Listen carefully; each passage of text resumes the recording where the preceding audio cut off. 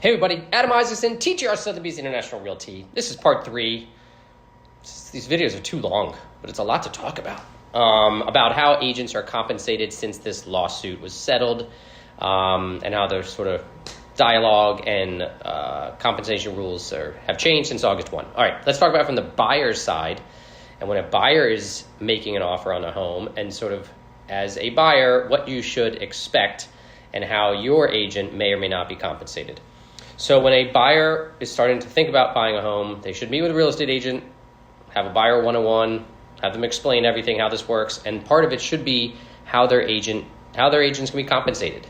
In the DC area, we've always had a buyer-broker document, a legal document that a buyer signs before we start showing them homes, and it explicitly says, hey, Mr. and Mrs. Buyer, essentially, if a seller doesn't pay my fee, then you're paying my fee at closing. So, and that is essentially it's still the same in the DC area and across the country. It's just that a seller always paid our fee, and it's possible now they may not pay our fee.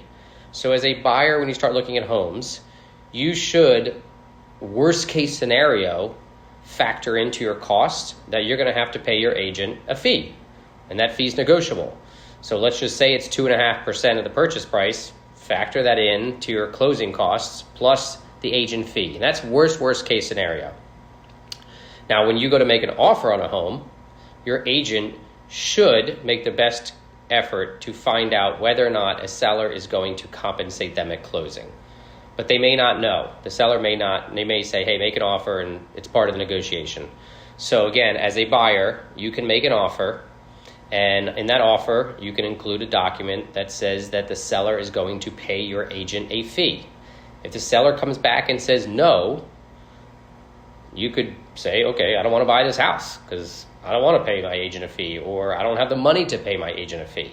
But again, your initial conversation with your agent should have discussions about how your agent's going to be compensated if a seller is not paying them. So essentially, it's just a different dialogue, different conversation. But again, we've always had this form in the DC area of how we're compensated. Other parts of the country never had these buyer broker forms. So they're totally having new conversations. Very different for us. Again, if this is confusing or you're just annoyed, just don't watch the video or text me and call me with questions. Thanks. Hope you enjoyed this 3-part series.